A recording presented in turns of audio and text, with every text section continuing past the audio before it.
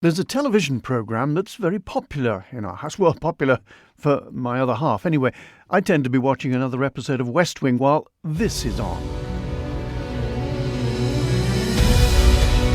32 chefs from across the UK are putting their reputations on the line in a bid to become professional MasterChef champion. Tonight. Yes, currently Greg Wallace, Marcus Waring and Monica Galetti are bringing their years of experience to bear on MasterChef. The premise of this and other similar programmes is for contestants to bring together different ingredients, some remarkably different, and by blending them together, skillfully produce a plate of food in which the disparate components cuddle up together, complement each other, rub up well against each other, live at peace with each other, blend in and around each other in such a way as to produce a delicious result. A dish that cries, "Hallelujah!" or would do if it could. It's usually Greg that does that. A proper plate, as a West Country chap I knew in Papua New Guinea used to say. In Papua New Guinea, they used to tuck into some interesting things, including each other. That wasn't because they were peckish. If you defeated a particularly admirable and brave warrior from the other side, the other tribe, you'd eat a piece of his brain to be imbued with his fierceness. Unfortunately, this led on occasion to the human form of BSE. Ideally, a modern community, little or large, is looking for the same fusion. Not eating each other, the cooking bit, a human version of MasterChef. Now, some communities appear to achieve this better than others. But why? Why do some countries appear to have the innate ability from birth to offer outsiders a welcome and then relish the different abilities and gifts those incomers possess or can possess? Other countries have a built-in suspicion, find it harder to assimilate. Why? In some cases, it's probably their history of being trampled over and destroyed for one reason or another, sometimes quite a few times over the centuries. We in this island could not contemplate being invaded and subsumed, or could we? The Manx have been invaded and, in fact, colonised a number of times over the centuries. The Scots, the Norwegians, the English. Centuries ago, small villages were largely self-contained, and if not exactly deliriously happy that way, life could be tough, a very small divide between existing and not existing, they tended to accept that way of life. The people who lived there rarely went far away, knew everyone in the village, tended to marry inside the community, and their children tended to do the same, with the exception of some Thomas Hardy novels, and we know how that turned out. Their children and their children did the same. Strangers were instantly recognised as different.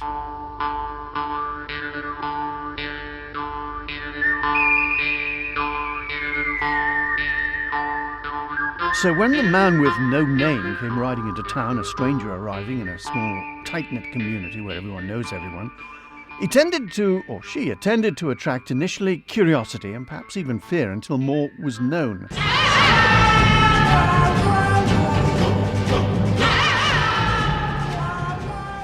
Whether, of course, that fear was justified, perhaps. Perhaps those outsiders who assimilated quicker were those who either were born with or had the ability to get on with people. Some people do, or had something to offer that was of benefit to the community. The shape, of course, of small British communities began to change with the circumstances. War, centuries ago, plague, and then the industrialisation that so altered the face of Britain. The population started being sucked away from their small communities and into the larger conurbations, metal to the magnet. Many stayed put, but many went to the growing cities for work or perhaps to better themselves, or if no work was available where they were, just to survive. They were suddenly faced with mixing with thousands of people who were initially total strangers, who were perhaps hostile, defensive. In the Isle of Man, the concept of the small community has lasted. We still have small communities spread across this island, even though the makeup of their populations may be different. More come-overs, stay-overs, stop-overs. How successfully have they blended into the local community is a matter of opinion. And do they need to? The ideal modern style of living is to live in the countryside where there's views and, well, I was going to say tranquility, but where I live at certain times of day it's more like a motorway. To enjoy the tranquil countryside, but with cars available to most. They look to the towns, to Douglas, Ramsey, Peel, to the southern ports, for buying what they need, the comestibles, lovely word, and other household items. even using the internet to have these things delivered to their doors. It means that contact with other villages and villagers isn't strictly necessary. It may well develop. It depends on what the newly arrived person wants. But to slot into a community as a member of that community isn't absolutely necessary anymore. It's perhaps an optional extra. In this last year, the question of how people who are different in our community are treated has come very much to the fore. Now reporting, George Stephanopoulos. Good afternoon. We're coming on the air now with breaking news in the killing of George Floyd, who died on Memorial Day. There you see him right there. His death. After being held by officers, you see them right there, 4 officers there in Minneapolis. His cries, "I can't breathe," sparking protests across the country over the last 9 days. And now the Minnesota Attorney General Keith Ellison has announced the charges will be filed against all 4 officers. Is it possible to achieve a society where colour, creed or sexual makeup is irrelevant, is absolutely unimportant, where everyone is valued on their personality and where appropriate to their contribution to the community and nothing else? The evidence suggests against. Human nature tends to intervene in this. Discrimination takes many forms, from nurture in some cases, from indoctrination on occasion. But for many Manx people, the current debate on racism will be confusing to them. They will not regard themselves as racist. Indeed, they probably spend very little time in their lives considering the issue. Living is very time-consuming and occupies most of their day. But some will say, yes, it is an issue on this island. Those who may have felt that they have experienced it, either overtly or subtly. The school playground, where anyone who is different can become a target, for instance. Either their background or physical makeup can play a part. Children can be very cruel. Does greater knowledge bring understanding? The Education Department has, in the last few days, said it will be asking for views on how children are taught about the history and culture of diverse ethnic minorities at school, including that of Black and Asian communities. A statement goes on, the Isle of Man government is exploring ways it can update the curriculum to help pupils learn more about the contributions and achievements of people of different ethnic backgrounds.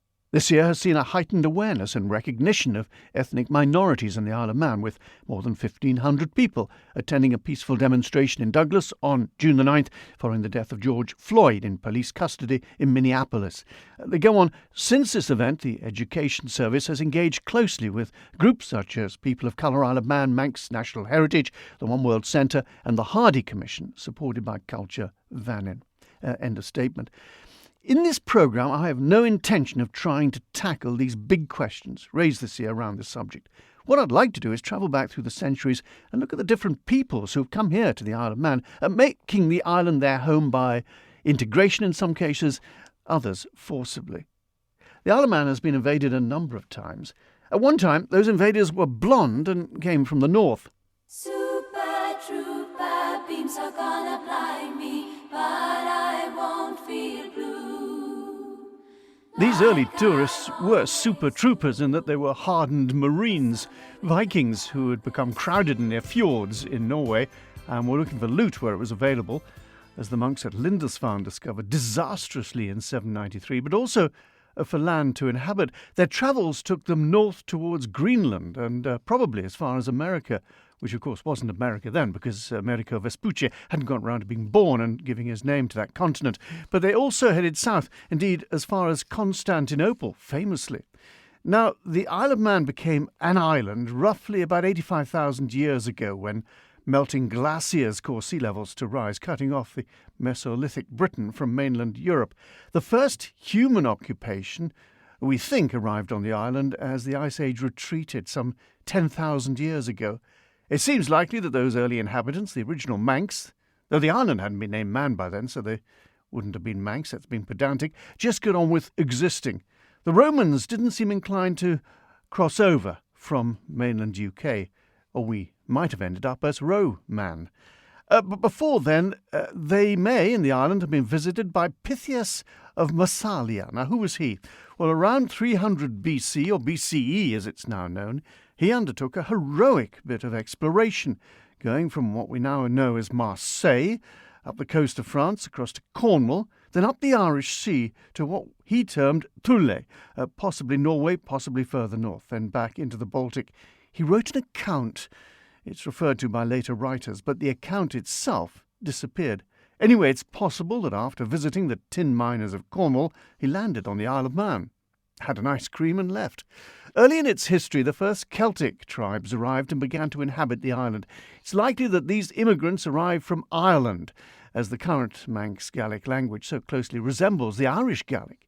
The island's name, of course, Mann, comes from the Celtic god of the sea. Manx recorded history really kicked off from around about 913 when Viking rule began. The Chronicles of Man start recording events from 1016, incidentally. Well, that was the first colonisation of man. Interestingly, we don't condemn this acquisition of our country under force of arms. We celebrate the residue of Norse rule, Norse words, Norse names, and of course the Norse system of rule, of which the Tynwald, the Thingvalla, is the most visible. But the Vikings left rather more than that. The Manx Y-DNA study seeks to identify the early male genetic origins of indigenous Manx families. Let me quote from their website. They say, families representing approximately 85% of the indigenous Manx male population have been fully or partially tested. 75% of the male population in the period 1300 to 1500 is assessed as being of Celtic origin, with the remaining 25% coming from Scandinavia, either as Viking or Norse Gael invaders. The male genetic origins of a number of Manx families before they arrived on the Isle of Man have been identified, and early connections with other neighbouring Irish tribes and Scottish clans have been seen. New and unexpected relationships between many Manx families have been determined and show that the present-day descendants of this early population are more closely related than might be expected, particularly that those men identified today as being of early Scandinavian origin are descended from a surprisingly small number of individual Norse patriarchs. Wasn't that called droit de seigneur?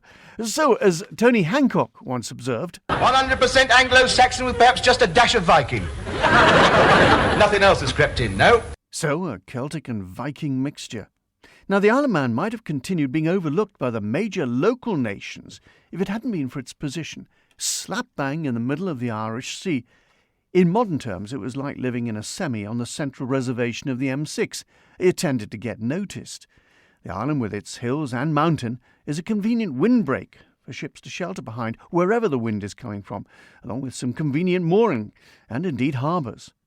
It was on the route from the north, both for the Norwegians and the Scots, to get to Dublin and Ireland, and of course for the Irish to travel in the other direction. Between AD 800 and AD 815, the first Scandinavian tourists began to arrive. Initially, and I'm quoting here, it's a nice quote, these Vikings came on a wealth distribution scheme, or as we refer to it, pillage and plunder. By 850, it appears that they began to settle. The island became an important staging post in connecting the Viking outposts of Dublin, northwest England, and the Scottish Western Isles. The Isle of Man eventually came under the rule of the Scandinavian kings of Dublin, and it was the Vikings in AD 979 who established the self-governing parliament of the island, known as, altogether now, Tynwald. In 1266, the Treaty of Perth ended the military conflict between Norway and Scotland over the sovereignty of the Hebrides, Caithness and the Isle of Man. There were strings attached to this treaty. You might call them the Perth strings. In the treaty, Norway recognised Scottish sovereignty over the disputed territories in return for a lump sum of 4,000 marks and an annuity of 100 marks, that payable every year. So, colonisation number 2 for the Isle of Man. Men in kilts.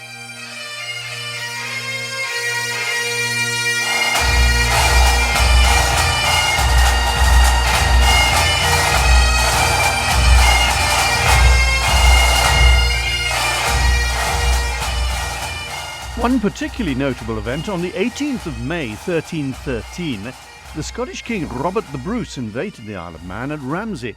The island was captured in 5 days, the only resistance occurring at Castle Rushen, which was defended by Dougal MacDougall. After a short siege, we're told, Robert captured the castle, gaining the Isle of Man as an outpost, securing the approaches to western Scotland and the Hebrides.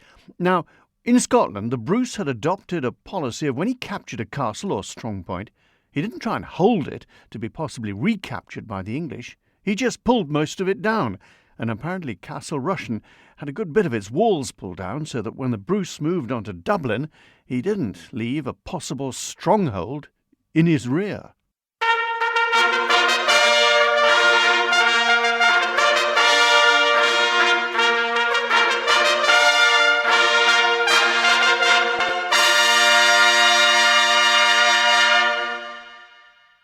For quite a few years, the Manx population could rightly have inquired, who exactly do we doff our titfers to, because the Scots and the English squabbled over who controlled Mann. It was just after 1400, and the granting of the island to the family of the Stanleys, as a reward for duties rendered in battle, that some kind of equilibrium in ruling terms settled across Mann. The Stanleys didn't spend an awful lot of time here, but they did encourage their supporters to have homes here, the security of having them grouped around them, especially around their power base at Castle Rushen. So the homegrown Manx mixture began to be thinned, or at least the upper and middle classes did. Other influences on the demography were Irish fleeing from religious disturbances in their own country, and the attraction of smuggling. Goods could be brought to the island and then escape English taxes if they were quietly brought ashore in the countries around the island.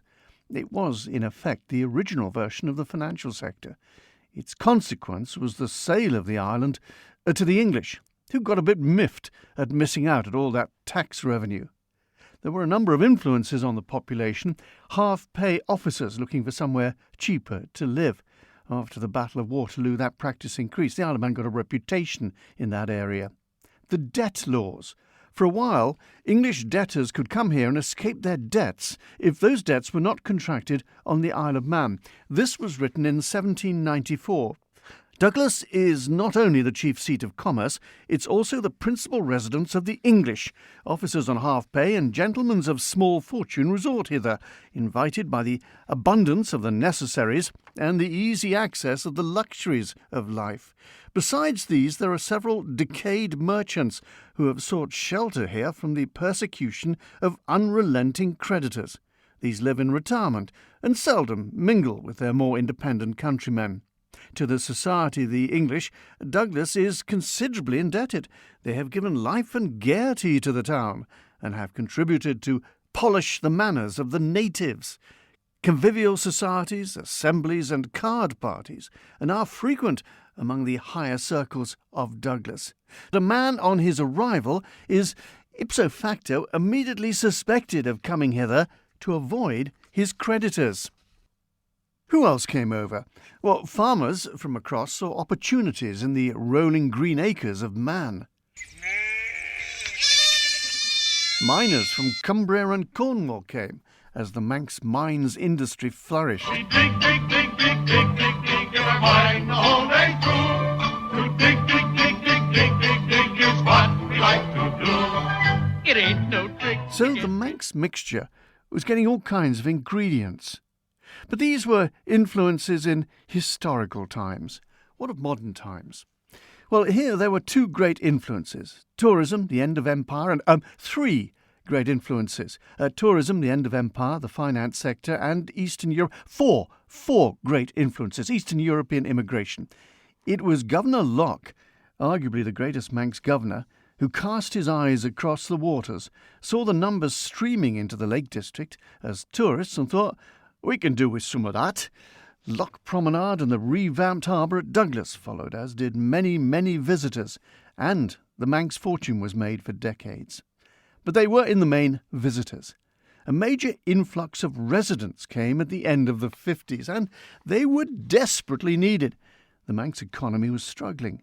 Tourism was faltering, as people found they could get guaranteed sunshine if they got on a plane and flew south. Something had to be done.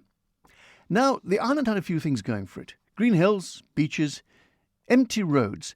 It looked like England might have looked in the 30s, and there was a ready audience who would appreciate these things if it could be made financially viable for them to come over and live here.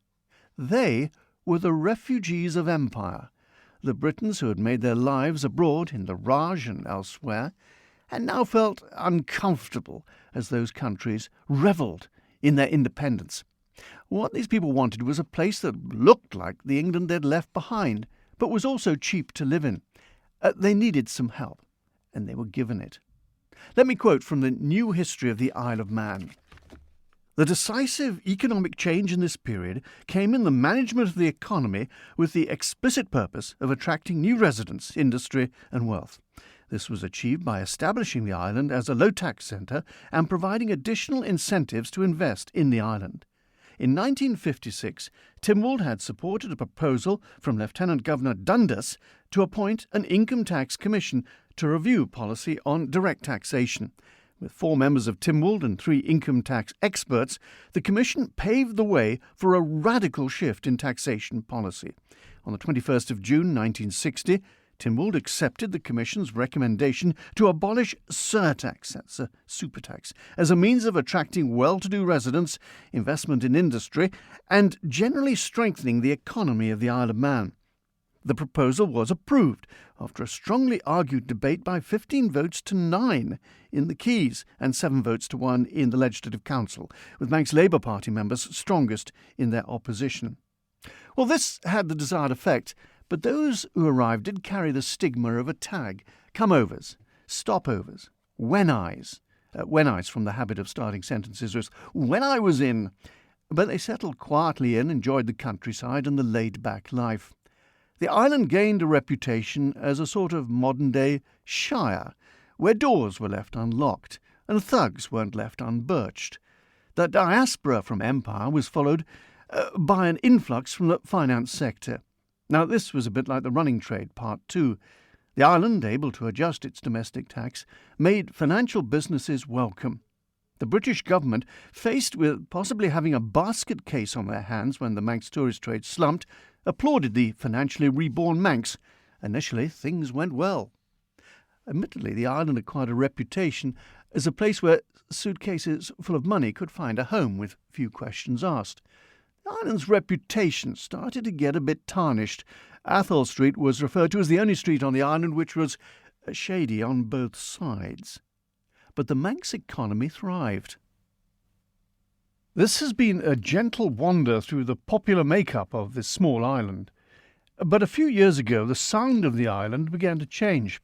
I spoke at the head of this programme of the aim of a good cook in his kitchen to blend, or her kitchen, to blend ingredients together to produce a pleasing result, an excellent result.